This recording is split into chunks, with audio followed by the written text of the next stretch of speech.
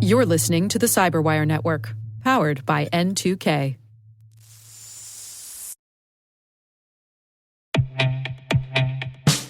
Now, a word about our sponsor, the Johns Hopkins University Information Security Institute. The JHU-ISI is home to world-class interdisciplinary experts dedicated to developing technologies to protect the world's vast online systems and infrastructure, and working closely with U.S. government research agencies and industry partners. The Institute offers dual degree and joint programs in computer science and health informatics, and has been designated as a Center of Academic Excellence in Cyber Research. Learn more at isi.jhu.edu.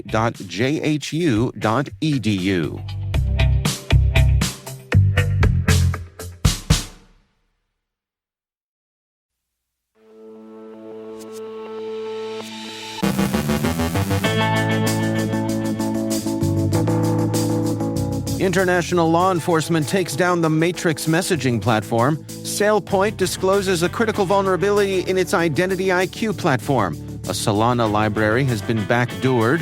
SolarWinds discloses a critical vulnerability in its platform product. Researchers identify 16 zero-day vulnerabilities in Fuji Electric's remote monitoring software. Cisco urges users to patch a decade-old vulnerability.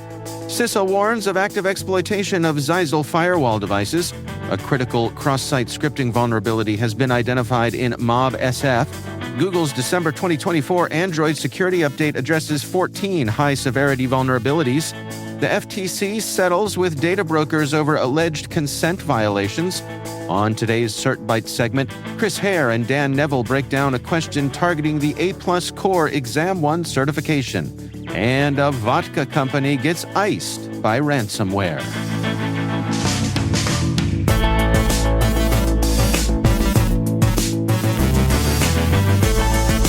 It's Wednesday, December 4th, 2024. I'm Dave Bittner, and this is your CyberWire Intel Briefing.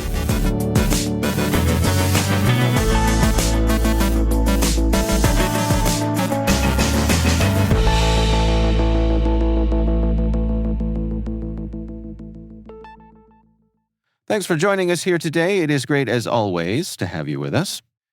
International collaboration struck a blow against cybercrime yesterday with the dismantling of Matrix, a sophisticated encrypted messaging platform favored by organized crime. Led by Dutch and French authorities with support from Europol, Eurojust, and other nations, the operation targeted Matrix's decentralized infrastructure, which spanned over 40 servers, including key ones in France and Germany. Initially uncovered on a device linked to the 2021 murder of a Dutch journalist, Matrix was found to be a hub for illegal activities like drug trafficking, money laundering, and arms smuggling. Offering invitation-only access, end-to-end encryption, and multi-server hosting, Matrix became a secure tool for criminals seeking anonymity. However, authorities intercepted and deciphered 2.3 million messages over 3 months, unraveling its web of illegal operations. As criminals shift to other platforms like Signal, Discord, and Session, law enforcement faces a growing challenge in tracking fragmented communication methods. Meanwhile, German police have dismantled Crime Network, that country's largest illegal dark web marketplace, and arrested a 29-year-old suspected administrator. The platform, operational since 2012, facilitated the trade of stolen data, drugs, forged documents, and other illegal goods, with over 100,000 users and 100 sellers, primarily from German-speaking countries. Authorities seized servers, luxury vehicles, evidence, and $1.1 million in cryptocurrency assets. Crime Network reportedly enabled transactions worth nearly $100 million between 2018 and 2024, earning operators commissions of between 1% and 5%, plus seller fees. Buyers typically paid in cryptocurrency. The operation includes ongoing investigations into user and transaction data. The arrested individual faces charges of managing a criminal platform and drug trafficking. SailPoint has disclosed a critical 10 out of 10 severity vulnerability in its IdentityIQ identity and access management platform. The flaw, a directory traversal vulnerability, allows attackers to access unauthorized directories, potentially exposing sensitive data and compromising systems. Such bugs, described by some as embarrassingly easy to exploit, stem from improper sanitization of user input, a basic security failure highlighted by the U.S. Cybersecurity and Infrastructure Security Agency. Affected customers are urged to upgrade to patched versions immediately. Developers of decentralized applications on Solana unknowingly downloaded backdoored versions of the Solana Web3.js library after a GitHub account was compromised. The malicious versions were available for 5 hours on December 2nd and included code enabling attackers to steal private keys and drain funds. While non-custodial wallets remain unaffected, projects handling private keys directly are at risk. Developers should immediately upgrade to the clean version and rotate any compromised keys. GitHub warns systems using the backdoored versions may be fully compromised, necessitating a complete reset of credentials from a different machine. Binance reported no major cryptocurrency wallets were hacked, though third-party tools linked to private keys might have been affected. SolarWinds has disclosed a critical vulnerability in its platform product, affecting the search and node information sections of its user interface. The cross-site scripting flaw allows authenticated attackers to inject malicious code, potentially compromising system integrity and confidentiality. While the exploit requires user interaction and authentication, the flaw's severity is rated 7.0 on the CVSS scale. SolarWinds urges users to apply necessary updates to mitigate this high-risk security issue. Security researchers have identified 16 zero-day vulnerabilities in Fuji Electric's remote monitoring software, affecting critical infrastructure providers. These flaws impact TELUS, TELUS Lite, vServer, and vSFT modules, enabling attackers to execute arbitrary code through user interaction, such as visiting malicious pages or opening files. The Zero-Day Initiative attributes the vulnerabilities to improper validation of user-supplied data, leading to out-of-bounds write issues. Previously, Fuji Electric patched similar vulnerabilities in 2021, addressing risks like denial-of-service attacks and sensitive data exposure. Cisco is urging users of its adaptive security appliance to patch a decade-old vulnerability in its web VPN login page, which is being actively exploited.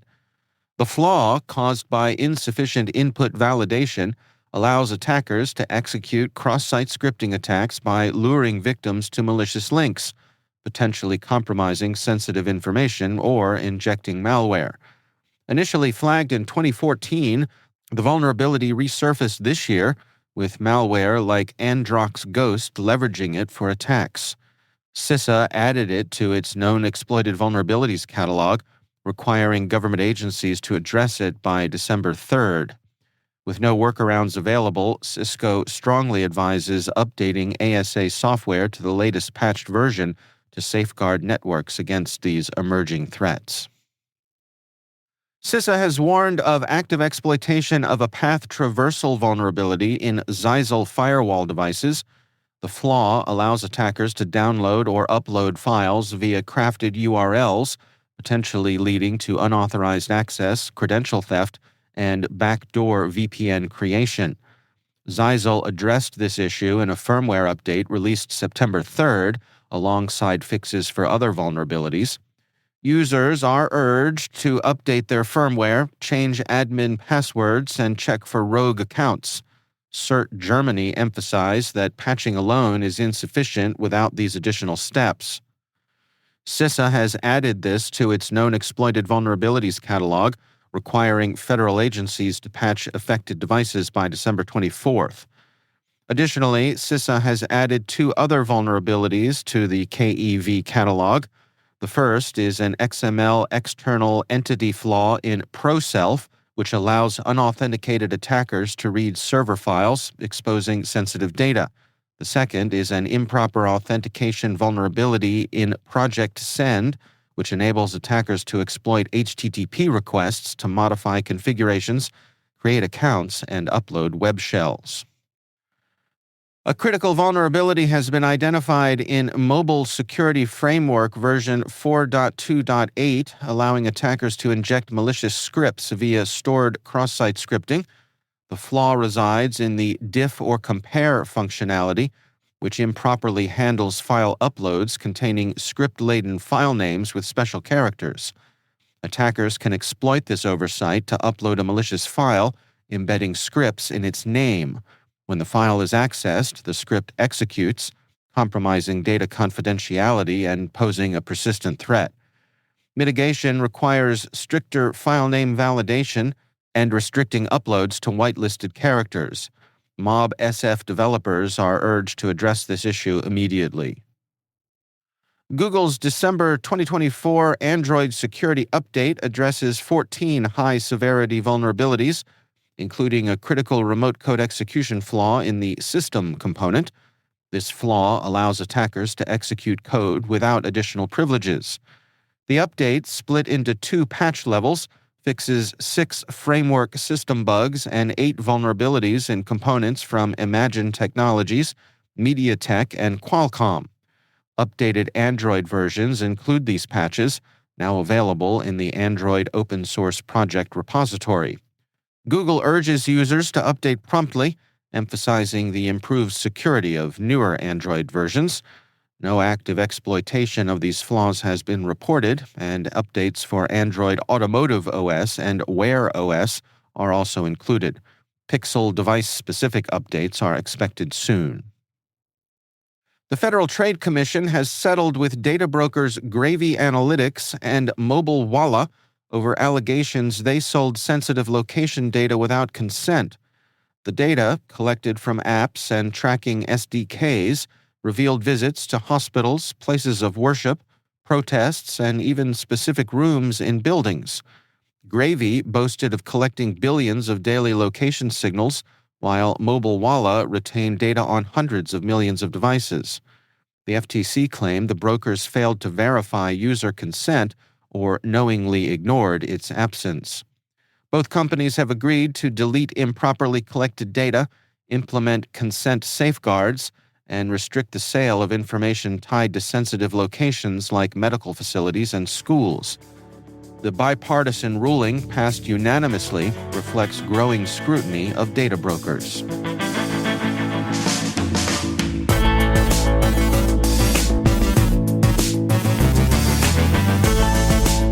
Coming up after the break on today's CertByte segment, Hare and Dan Neville break down a question targeting the A+ Core Exam 1 certification, and a vodka company gets iced by ransomware. Stay with us.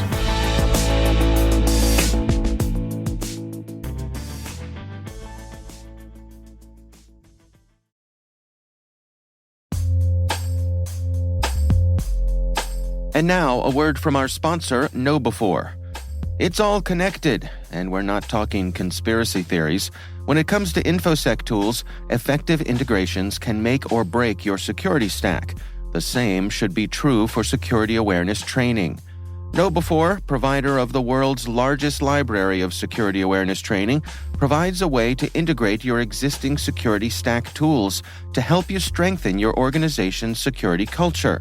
KnowBe4's Security Coach uses standard APIs to quickly and easily integrate with your existing security products from vendors like Microsoft, CrowdStrike, and Cisco, 35 vendor integrations and counting.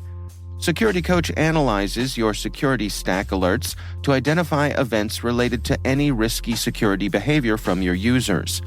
Use this information to set up real-time coaching campaigns targeting risky users based on those events from your network, endpoint, identity, or web security vendors. Then coach your users at the moment the risky behavior occurs, with contextual security tips delivered via Microsoft Teams, Slack, or email. Learn more at knowbe4.com/securitycoach. That's knowbe4.com/securitycoach. And we thank KnowBe4 for sponsoring our show.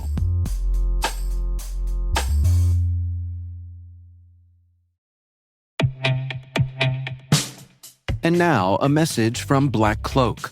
What's the easiest way for threat actors to bypass your company's cyber defenses? Targeting your executives at home. According to the latest Ponemon research study, over 42% of CISOs have reported cyber attacks on their executives in their personal lives. And this becomes your problem because executives are easy targets at home for account takeover, credential theft, and reputational harm. Close the at-home security gap with Black Cloak's digital executive protection platform. Award-winning 24/7 365 protection for executives and their families. Learn more at blackcloak.io.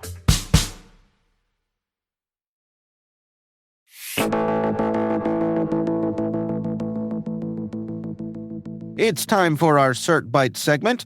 And today, Chris Hare and Dan Neville break down a question targeting the A+ Core Exam 1 certification.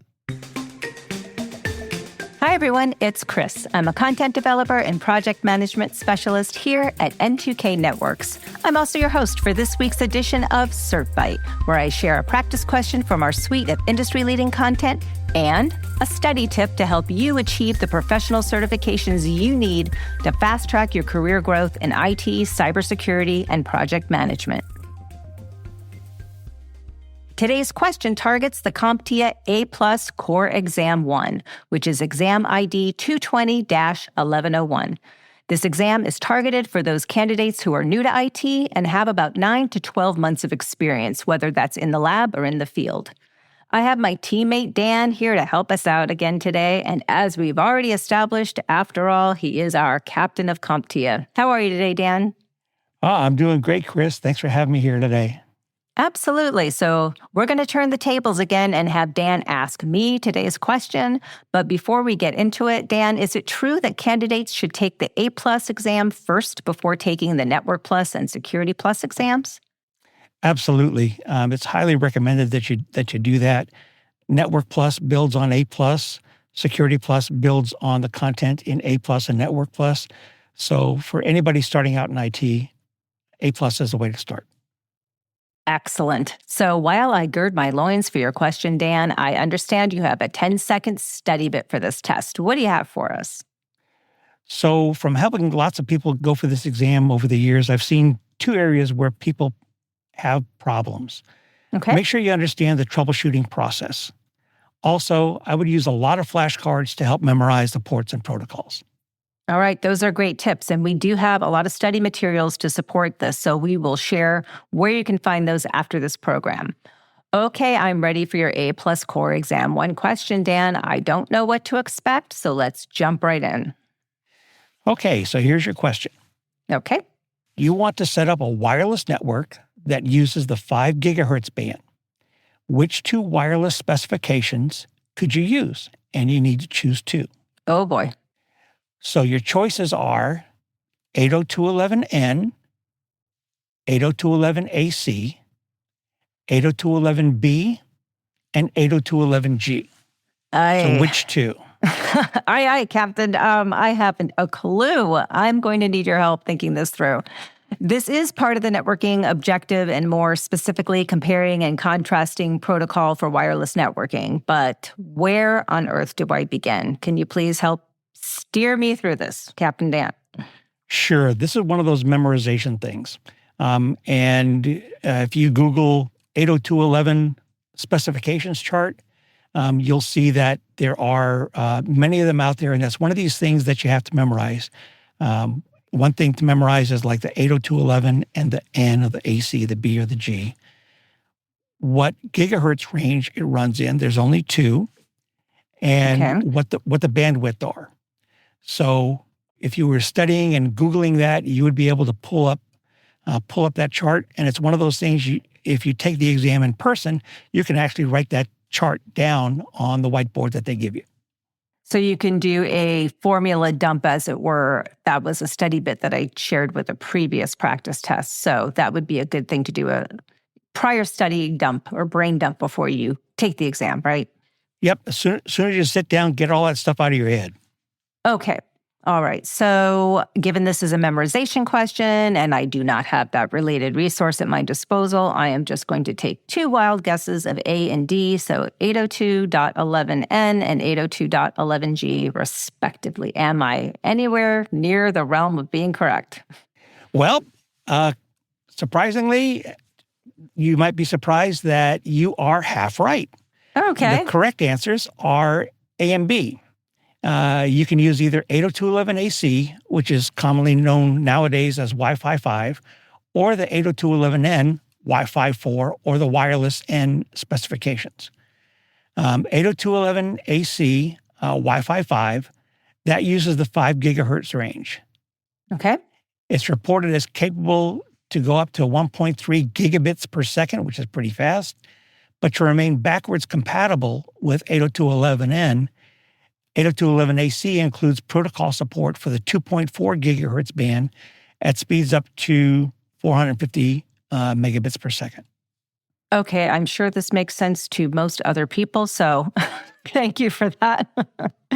And you already told us where students can find that chart, so I appreciate you sharing all of that great information and for that brain twister, Dan.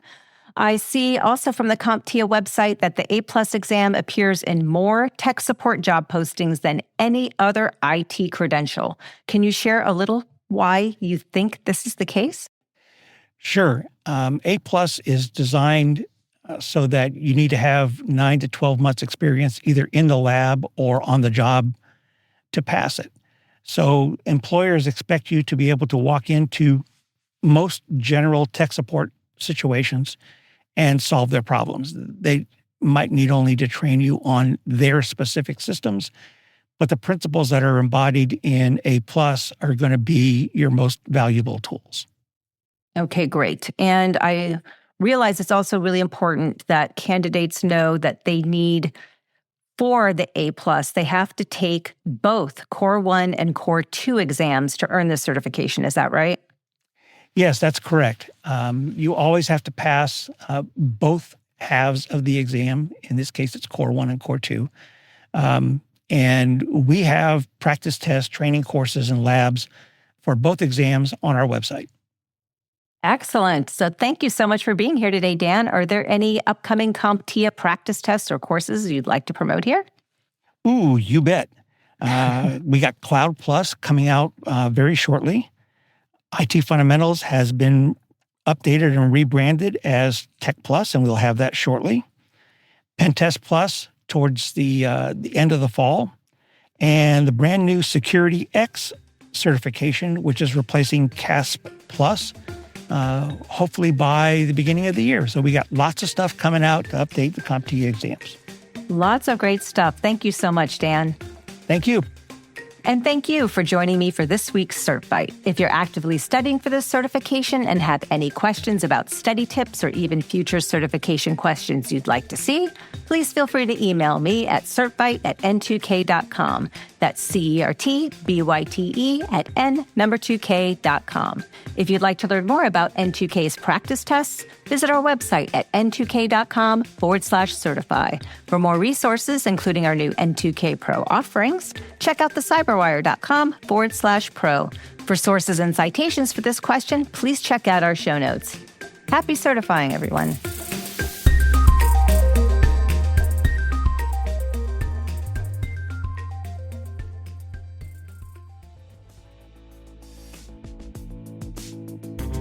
Today's question comes from N2K's CompTIA A+ Core Exam 1 practice test. We'll have links to that in our show notes. Check it out.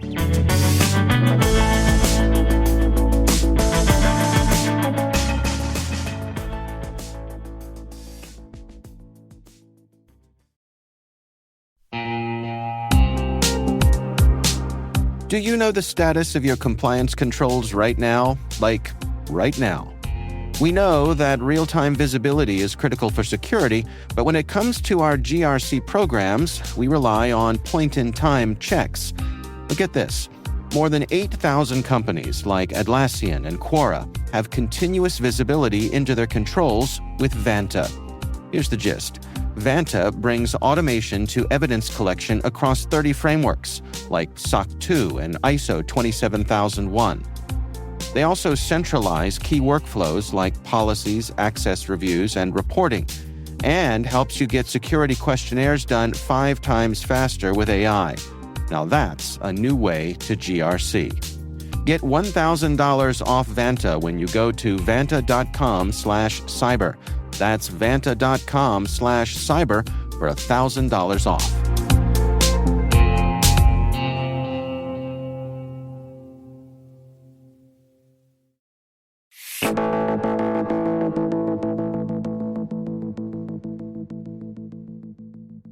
And finally, our wine and spirits desk reminds us that even vodka isn't immune to the double whammy of ransomware and geopolitical drama.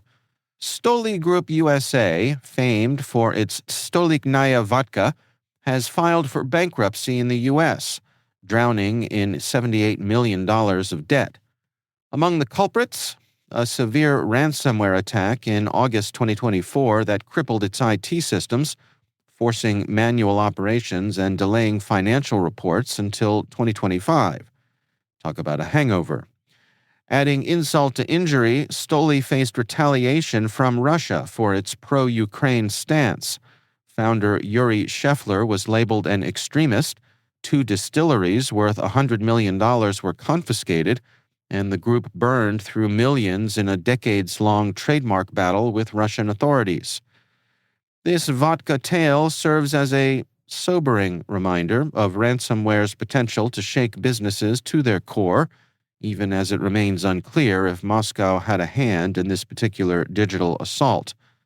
Still, in the battle of ransomware versus vodka, it seems ransomware took the top shelf.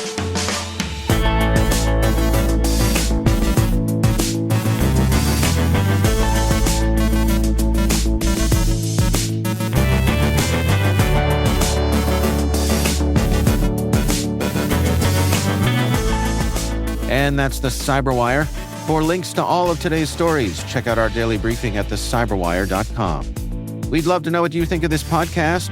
Your feedback ensures we deliver the insights that keep you a step ahead in the rapidly changing world of cybersecurity. If you like our show, please share a rating and review in your favorite podcast app. Please also fill out the survey in the show notes or send an email to cyberwire@n2k.com. We're privileged that N2K Cyberwire is part of the daily routine of the most influential leaders and operators in the public and private sector, from the Fortune 500 to many of the world's preeminent intelligence and law enforcement agencies. N2K makes it easy for companies to optimize your biggest investment, your people. We make you smarter about your teams while making your teams smarter. Learn how at n2k.com. This episode was produced by Liz Stokes. Our mixer is Trey Hester, with original music and sound design by Elliot Peltzman. Our executive producer is Jennifer Iben. Our executive editor is Brandon Karpf. Simone Petrella is our president, Peter Kilpie is our publisher, and I'm Dave Bittner. Thanks for listening. We'll see you back here tomorrow.